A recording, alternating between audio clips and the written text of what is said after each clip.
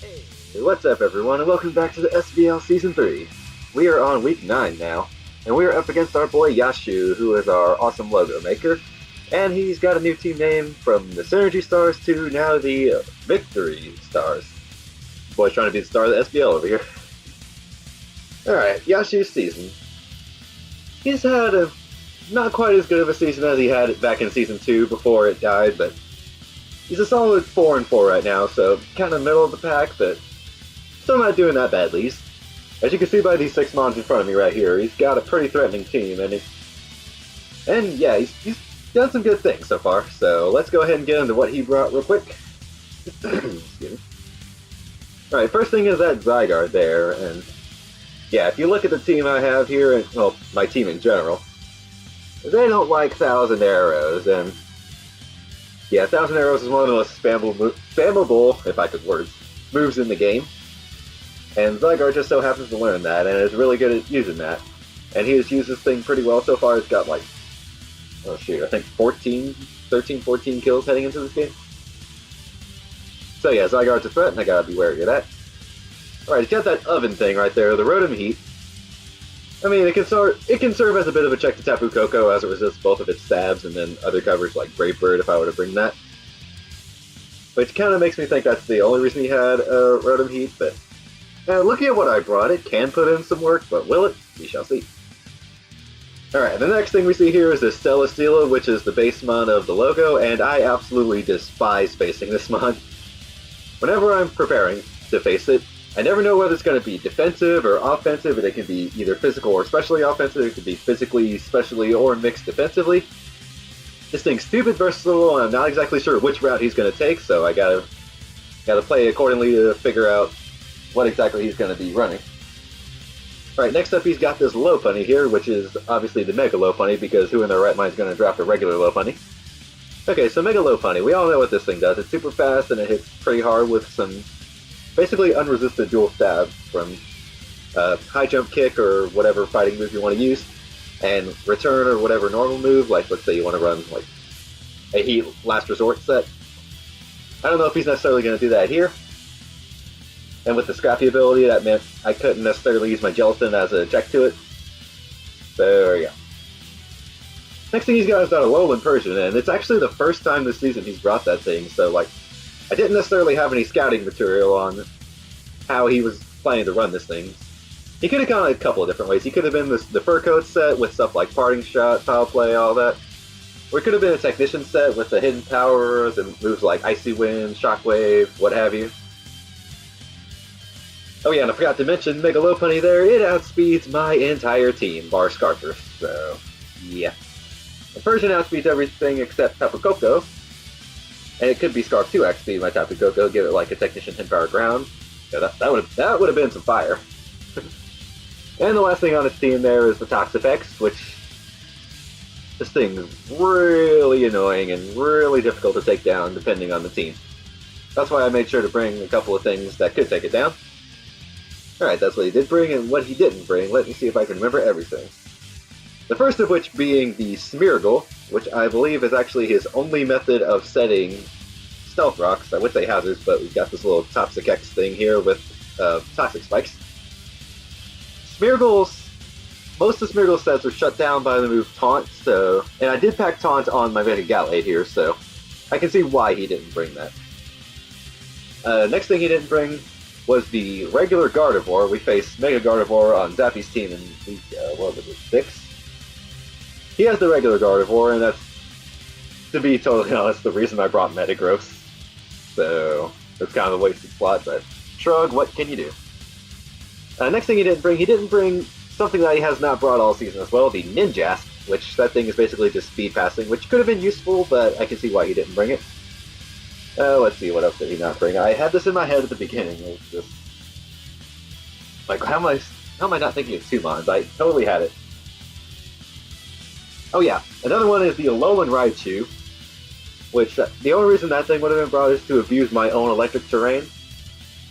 But, I have a couple of things I can shut that thing down pretty handily. And what was the last? Oh yeah, the last thing he didn't bring was the Gourgeist, which he could have brought any size of that thing, and I mean, that could have stopped my Tangela here from leech seeding, but it is what it is. Alright, that is Yashu's team. Now let me quickly go over what I brought. Tangela was the first thing on the team sheet this week because this is the matchup, the number one matchup I wanted Tangela for, because, like I said at the beginning, my team does not like 1,000 arrows. Enter Tangela, who resists 1,000 arrows, and it's my best thing to take them on. Yes, I know I have Golisopod that does also resist 1,000 arrows because Bug resists ground, but when you see the damage that Tangela takes from 1,000 arrows in this game, you'll see why I chose that over Golisopod. Alright, we have Moltres. Moltres is finally making a return to the team, and it is a Choice Scarf set, but it is a bit of a bulkier spread, because what I wanted to do was to be able to switch into Mega Lopunny in an emergency, and get off the Flame Body if possible, because that's a pretty good chance of happening. And I didn't really need too much in speed, because my speed creep was to outspeed a max speed Mega Lopunny, and then I didn't need a whole lot of offense to be able to kill it with like Hurricane, or even 2 KO with Fire Blast, so that's why I decided to go with the more defensive spread. And Moltres, welcome back. Alright, Tapu Koko is back on the team after a couple of weeks on the bench, and he's a 2 attacks Roost set. And in this battle, you'll see I'm very glad that I decided to pack Roost on this thing. Alright, we got Nihilego, 3 attack Stealth Rock set, Expert Belt, standard stuff from Nihilego. Veligos here is another Assault Vest set because I wanted something to be able to switch into Mega Gardevoir if it absolutely had to come to that, but did I say Mega Gardevoir? I did. Regular Gardevoir, to switch into the Gardevoir. But of course the Gardevoir didn't come, so that was kind of a waste of team spot. This was originally Golisopod, but then I was like, wait a second, what switches into Gardevoir on my team? So enter Metagross, and lastly we have Mega Gallade, who's 3 attacks with, like I said earlier, Taunt. And yeah, let's just go ahead and get into this game. My plan for this was to lead with Mega Gallade if he had Smeargle, so I could taunt it immediately. But even though he didn't bring Smeargle, I still felt like Mega Gallade was a good lead, so I went ahead and led with that. As he led off with his Lopunny, so we got a nice Mega off here. And he actually makes an interesting move here. As I Mega Evolve, he stays in regular form and clicks Fake Out. Now, I can see a couple of reasons why he did this. First of all, he probably thought I would flinch, which I didn't, because for those of y'all that don't know, when Mega Gallade Mega evolves to Mega Gallade, its ability becomes Inner Focus, which is the no flinching ability. And I think he stayed in regular form, if I had to guess why, was because he was predicting me to predict him to switch out to something like Toxapex on the predicted fighting move. And then, which I actually did go for. I went for Psycho Cut on this turn, which, as you can see, still does over half, so, like, I see, well, if I'm right, then that was an okay reason for him to stay in regular form as Lopunny, but I just don't feel like it accomplished that much at the end of the day. Because on this next turn, he does end up switching out. As I go for the Drain Punch, he goes into Still is Stupid, as I call it sometimes. And it does a decent chunk, revealing that he is a bit more of a defensive spread, so that's something I have to keep into account. And I believe on this next turn I go straight into my Tapu. No, I go for the Thunder Punch to just... I do go into Tapu Koko eventually, as he sets up the Leech Seed. I think I actually predict him to Protect on this next turn as he gets back up to a reasonable amount of HP, so then I go into my Tapu Koko. And this was also kind of a... yeah, you hear my Discord go off there, I apologize for that. This was kind of a test to see if he had the Earthquake too, because I had the Shuka Berry on this thing, as he crits me with the Air Slash, but that's not that big of a deal. As you might see later. Because like I did say, I am packing the Roost, if I get words. So yeah, let's just get on with this. I believe I just Volt Switch here as he protects. He attacks, but most importantly, he protects. As he scouts out my Volt Switch, and I think he also kind of did this to stall out my terrain turns, which was smart on his part. And he switches into the Rotom, and not the Zygarde, which I was very glad about as I Roost up here. And I believe I stay in to get off a Volt Switch just to see if he was Scarf, but then he doubles out into the Persian. That takes a whole ton of damage from the Volt Switch, and he shows off Citrus Berry in my 2018. Because I figure, okay, he's probably going to Parting Shot here, so let me just get off some damage on something, and it ends up being the Toxapex, as I believe I Drain Punch here for, like, 0. I know it says 11%, but that's basically 0. And my Electric Terrain goes away, so I believe I go straight back into Tapu Koko here, just to get the terrain back up and see what he goes for, and he goes for the Toxic. Excuse me. And now's where the Roost being on my Tapu Koko really comes into play, because that Toxic's going to be whittling me down. As now he goes into Zygarde as he correctly predicts me to use Volt Switch because I didn't feel like predicting at this point. And this Zygarde ends up being a problem, but watch the damage that my Tangela takes from 1,000 arrows. That does 9%. That is a snack, and yeah, Tangela, you little beast. Okay, now I could have done a couple of different moves here.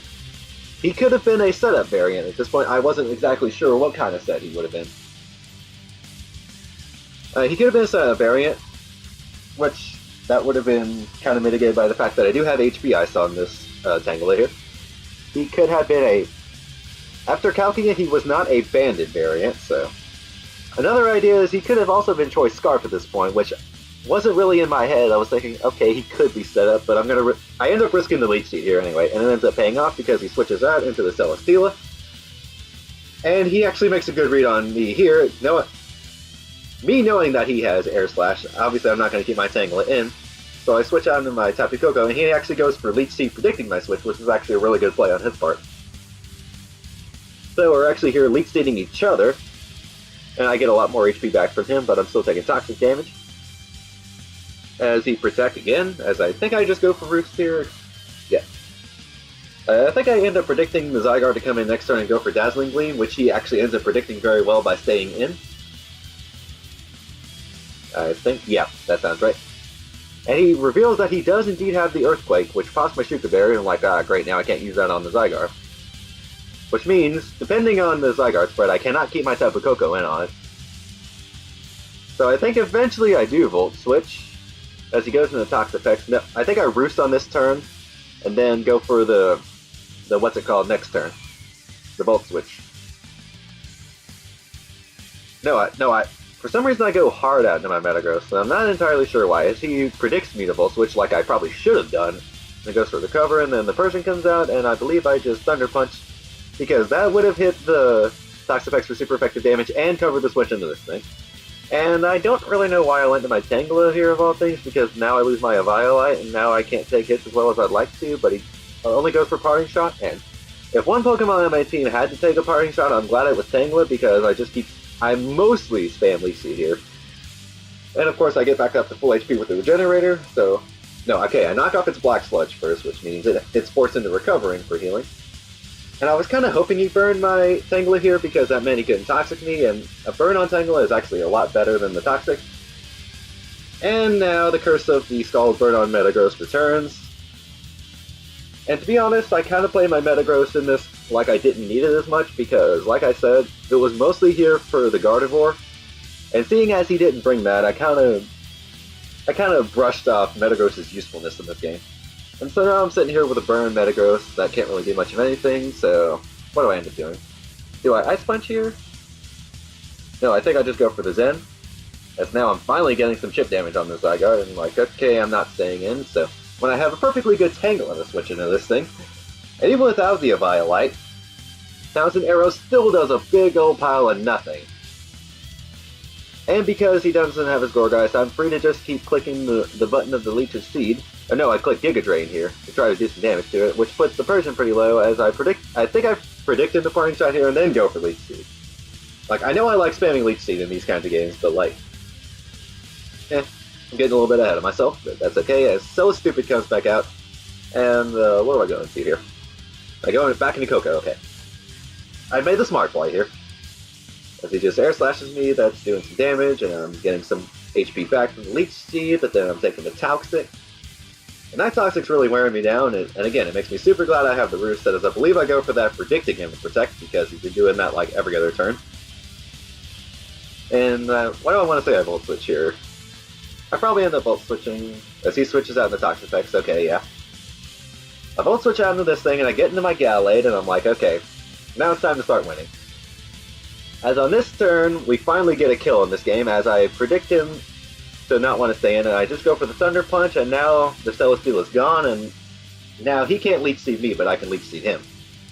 So now the Rotom comes out, and now is my test to see whether this thing is Scarfed, and it is not, because my Gallade outspeeds it, and he shows off the Shadow Ball, which is a pretty cool tech on his part. And I'm like, okay, he's not Choice Scarf, so that lets me get the Nihilego pretty free here. As I get in there, as he goes for Shadow Ball. He gets a Spadef drop here, but that's not too huge of a deal. And obviously he's not going to stay in, so I take this opportunity to get my rocks up, and now the Persian's dead on switching. Now his Tox Effects takes damage after getting regenerated up. Now his Rotom's taking a lot of damage, and yeah, having the Stealth Rocks up was so much better for my team. As Coco comes in here as he's glad, and that does a little bit. And do I Volt Switch here or do I Roost? Okay, I straight up Volt Switch as he probably recovers here. And I go into Metagross as kind of a semi-stack here. Because I didn't think I needed my Metagross anymore because it was burned, so I think I Ice Punch here, predicting the Zygarde to come out, but he doesn't come out, and now he's back at full HP. And I think next turn I Zen Headbutt, as he's...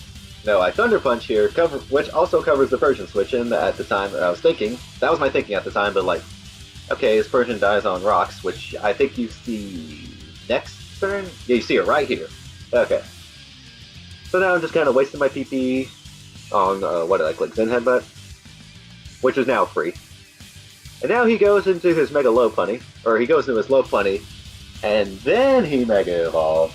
As he just fakes me out as I click Bullet Punch here, as I think. It fakes me out, and then I Flinchinator's, that lets me take a little bit more damage. I went for Bullet Punch on the next turn just to get a little more of that chip damage on this Mega Lopunny. And I was kind of hoping he killed me here, but he missed a Jump Kick. Yeah, he had Jump Kick instead of High Jump Kick, as he mentioned in the comments a couple turns later. That he ran Jump Kick for a little bit more reliability than High Jump Kick, because Jump Kick does have 5 more accuracy over High Jump Kick.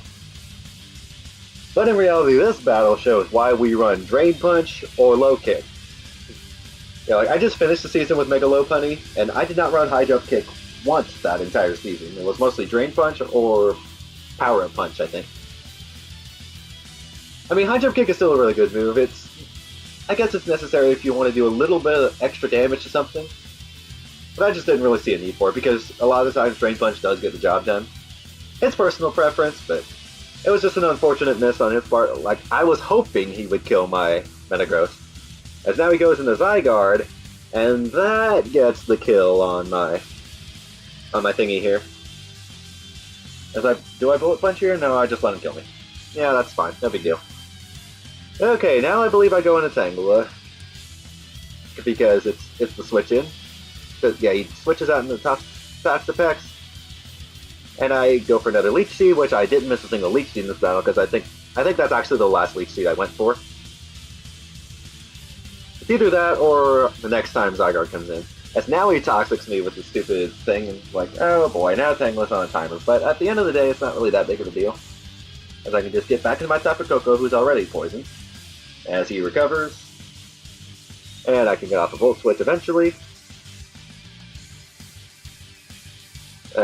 What's he going to do? He goes into the Rotom. As I believe I clicked that Dazzling Gleam. Okay, I clicked Dazzling Gleam first, predicting this thing to come in, as he shows the leftovers. And now I Volt Switch. I get out into my Nihilego. As I don't even remember what he does here. And this is an important little bit of information. After he heals from the leftovers, he has just enough HP to come back in on rocks. And now he goes from the Zygarde, as I believe I just Power Gem, going for the kill on the Rotom thing there. Yeah, we're 47 turns in. As Tangela comes back out, and he's had enough switching out on me, so he just stays in and keeps clicking 1,000 arrows. And now we figure out exactly what kind of Zygarde this was, because I go for knockoff here, and the item revealed is none other than a Choice Scarf. This was actually a really, really good bring on his part. Because like I said, my team does not like 1,000 arrows, and a lot of things that would take 1,000 arrows on my team are faster than it. Like, I ran Scarf Moltres, that Scarf Zygarde automatically outspeeds that. I had Nihilego. I could have been Scarf, but I wasn't. Tapu Koko also could have been Scarf, wasn't. Metagross is just naturally outsped by Zygarde. And it's possible that after an agility, he still could have outsped me with Scarf Zygarde.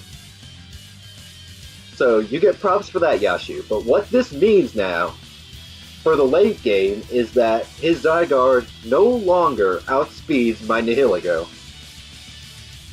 So, it no longer outspeeds my Moltres, it no longer outspeeds my Tapu Koko, it no longer outspeeds my Mega Gallade. So basically, this little Tangela here is the only thing it outspeeds now, which is super useful for me in the late game. So let's just go ahead and move on. I think he does switch out on this turn as I reveal the hidden Power Ice as it goes into Toxic X, which is obviously going to take 0.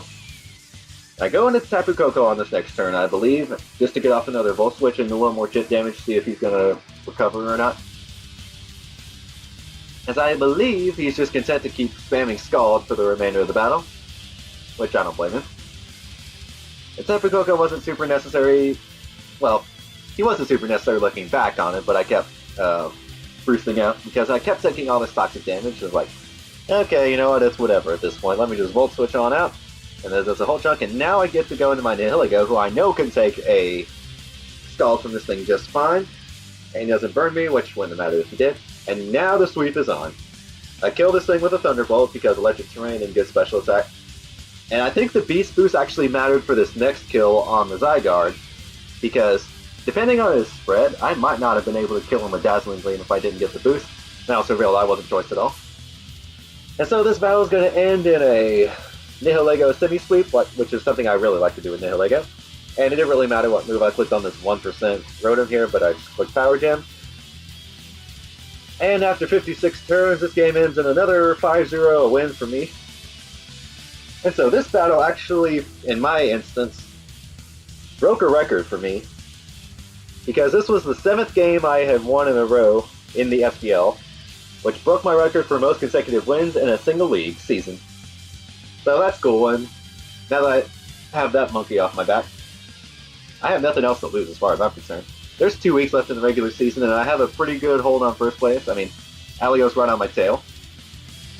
But if I keep winning, I can stay ahead of him, and if he loses one more, I think at this point, then I might have clinched it. If I win next week and he loses one more, then I clinch first place no matter what. So we'll just have to wait and see. And in Yashu's case, he had some really cool ideas for this game, but I think my team was just better equipped to handle what he brought. So if I were Yashu, I wouldn't get too down and out about this game. It was just kind of a one-off, like I've been saying for a couple other people. And, yeah, I never even sent Moltres out of this game, so if I wouldn't have said he was a defensive Scarf set, he would have never known what kind of set I was, so, it's okay. Alright, so next week we are going to be facing off against our boy Omega, who, if you remember, back in SBL Season 1, was the first person to beat me in Draft League format ever. But since then, I've kind of had the better matchups against him, so yeah, definitely look forward to that, and I will see you guys next time.